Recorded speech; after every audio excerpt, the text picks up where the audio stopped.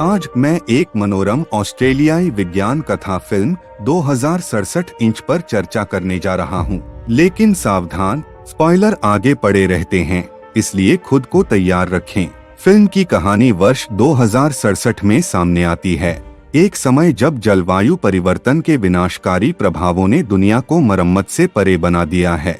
सभी पौधों का जीवन नष्ट हो गया है, जिसके परिणामस्वरूप हवा के ऑक्सीजन के स्तर में तेज गिरावट आई है। नतीजतन लोगों को जीवित रहने के लिए सिंथेटिक ऑक्सीजन खरीदना चाहिए। दुनिया अंधेरे में डूब गई है। ऑस्ट्रेलिया में केवल एक शहर है जो कृत्रिम ऑक्सीजन का उत्पादन करने वाले क्रोनिकोट कॉरपोरेशन को अपना अस्तित्व देता है। हालांकि यह ऑक्सीजन बीमारी नामक एक घातक बीमारी के साथ आता है जो दुनिया भर में लोगों को परेशान कर रहा है। मानवता के पास पूरी तरह से विलुप्त होने से पहले अस्तित्व में रहने के लिए सीमित समय है। ऑस्ट्रेलियाई शहर के निवासी एथन वाइट अपने दोस्त जूड के साथ क्रोनिकोट के लिए मैकेनिक के रूप में काम करते हैं। एथन की पत्नी जानथे भी बीमारी से पीड़ित है। एथन को उसके लिए बेहतर ऑक्सीजन का खर्च उठाने के लिए अथक रूप से काम करने के लिए प्रेरित करती है। एक दिन सुरंग में अपने नियमित काम के दौरान रेजिना जैक्सन, क्रोनिकोट के कण अनुसंधान के सीटीओ एथन और जूड को अपने कार्यालय में बुलाते हैं। वहां वह बताती है कि मानवता के पास विलुप्त होने से पहले सीमित समय है जब तक कि स्थितियां नहीं बदलती हैं। रेजिना आगे कहती है कि एथन मानवता को बचाने की कुंजी रखता है। हालांकि भ्रमित एथन अपनी प्रयोगशाला का दौरा करने के लिए सहमत है। प्रयोगशाला में एथन प्रयोगशाला के डॉक्टर बिली मिशेल से मिलता है, जो संक्षेप में एथन के कलाई डिवाइस का निरीक्षण करता है। प्रयोगशाला में एक समयात्रा उपकरण सहित विशाल मशीनरी शामिल है, जिसे रेजिना बताते हैं कि उन्होंने अपनी वर्तमान स्थिति के कारण होने वाले नुकसान को पूर्ववत करने के लिए अतीत में वापस यात्रा करने के लिए विकसित किया था।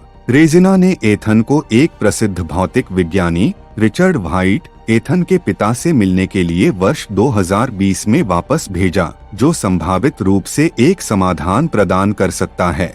एथन अपने पिता को खोजने के लिए एक यात्रा पर निकलता है, लेकिन चीजें योजना के अनुसार नहीं होती हैं। टीम एथन को समझाती है कि उनके पिता रिचर्ड व्हाइट ने 2 दशक पहले इस परियोजना की शुरुआत की थी और उनके सामने जो टाइम मशीन वे देखते हैं उसे क्रॉनिकल कहा जाता है।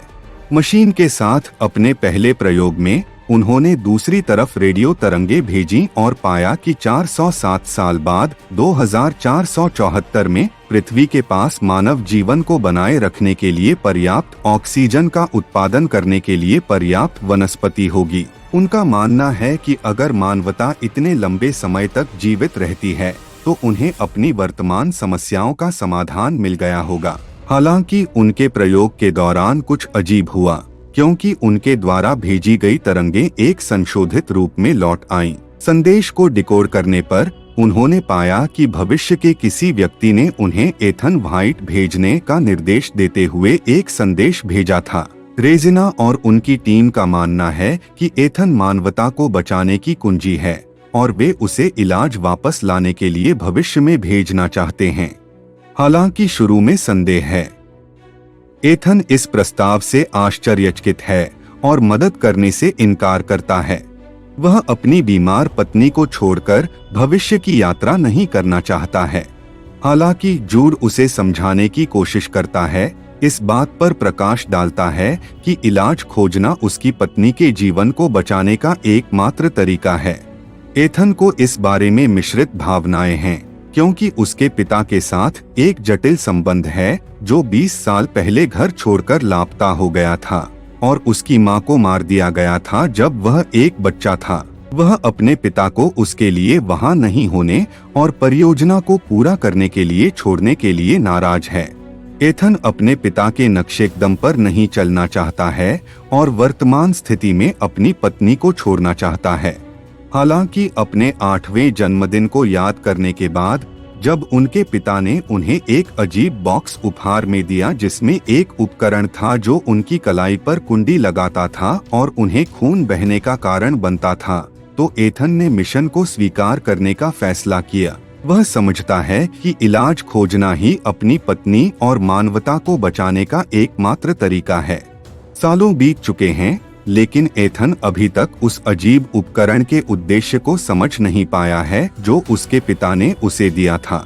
हालांकि ज़ांथे के साथ रेजिना के प्रस्ताव पर चर्चा करने के बाद वह उसे मिशन पर जाने के लिए प्रोत्साहित करती है।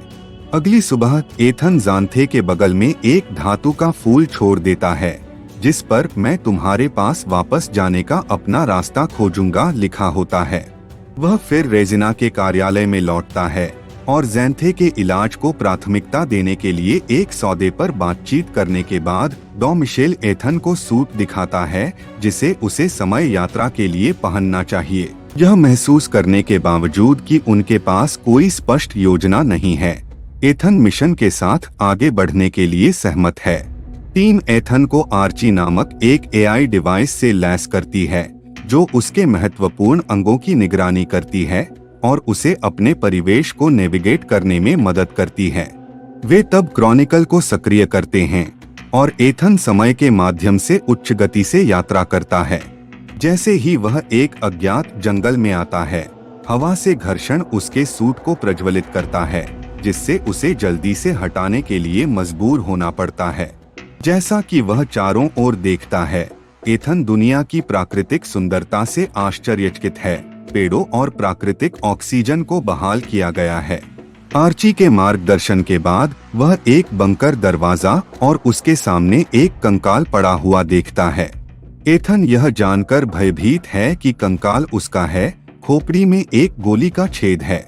वह आर्ची को अपने मृत स्वयं से संबंधित भी पाता है, जो अंतिम रिकॉर्ड किए गए संदेश को बजाता है।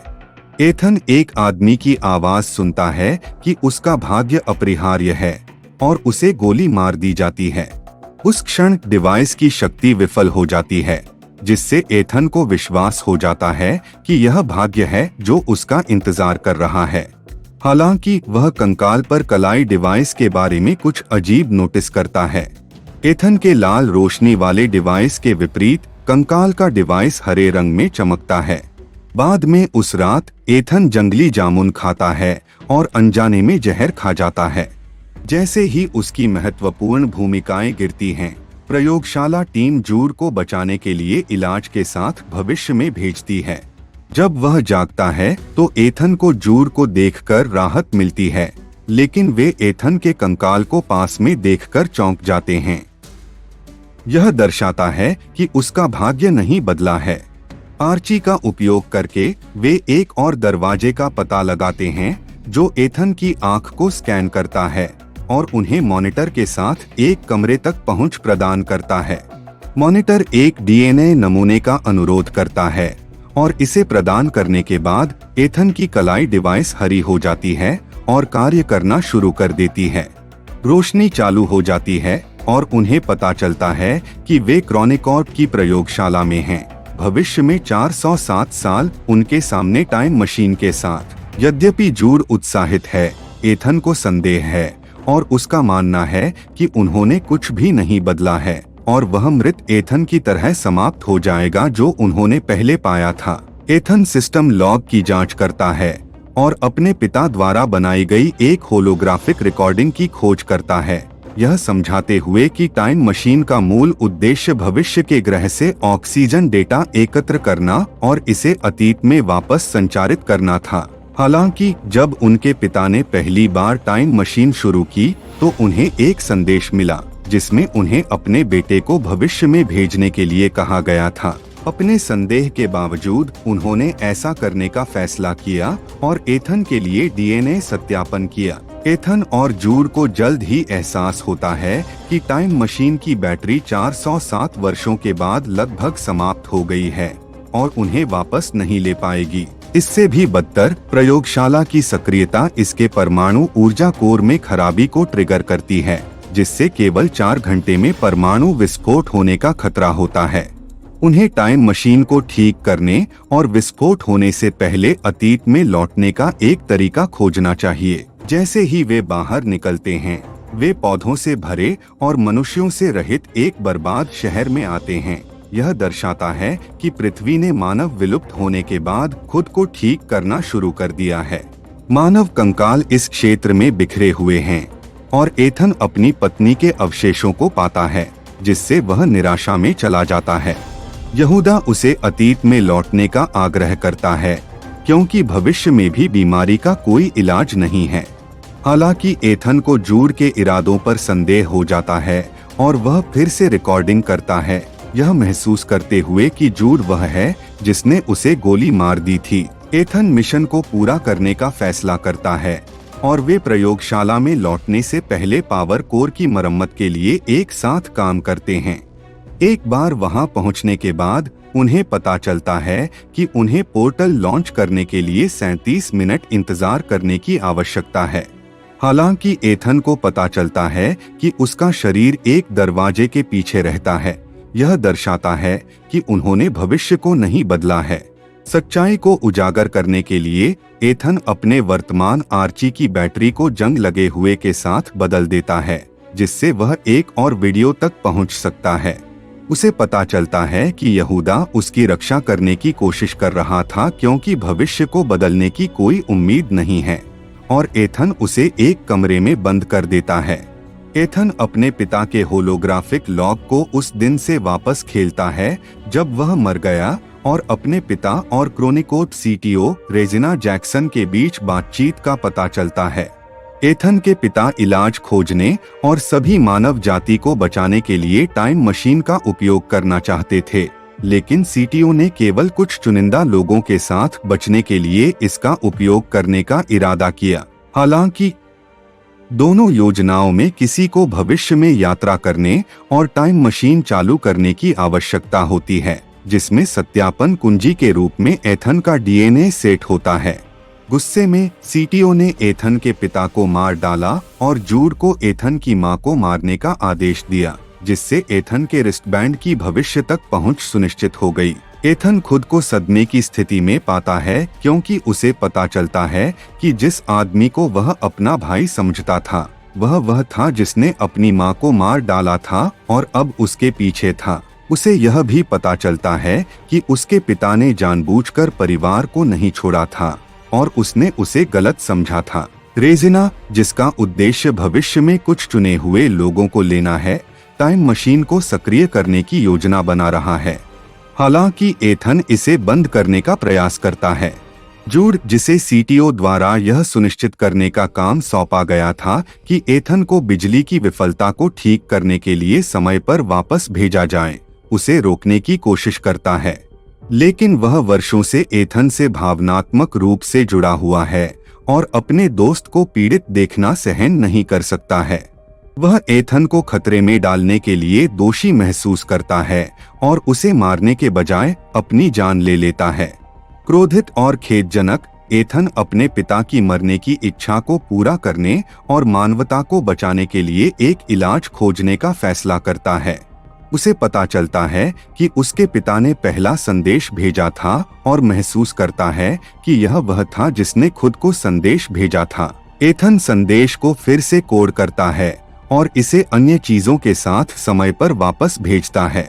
वर्ष 2067 में सीटीओ और विशेषाधिकार प्राप्त व्यक्तियों का एक समूह टाइम मशीन के सक्रिय होने की प्रतीक्षा कर रहा है।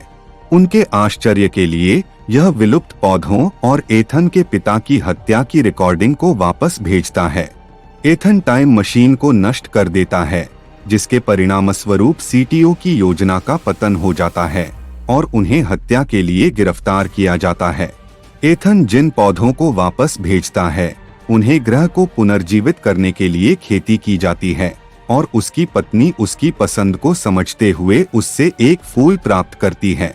एथन को भविष्य की दुनिया में अकेले रहना है, लेकिन यहूदा को मारता है और उसे माफ कर देता है। वह एक तितली को नोटिस करता है और उसी प्रवेश द्वार पर उसका पीछा करता है। एथन यह देखकर प्रसन्न होता है कि उसके भविष्य की लाश गायब हो गई है और वह बाहर एक नजर डालने के लिए दौड़ता है। वह पहले से सुनसान शहर के विपरीत एक भविष्यवादी, पर्यावरण के अनुकूल शहर पाकर राहत महसूस कर रहे हैं। एथन के फैसले ने मानवता के भविष्य को बदल दिया है। और यह आज के वीडियो के लिए एक रैप है। यदि आपको यह पसंद आया है तो उस सदस्यता बटन को हिट करना सुनिश्चित करें और सूचनाओं को चालू करें ताकि आप कभी भी अपलोड को याद न करें। यदि आपको यह उपयोगी या मनोरंजक लगता है तो इस वीडियो को थम्स अप देना न भूलें।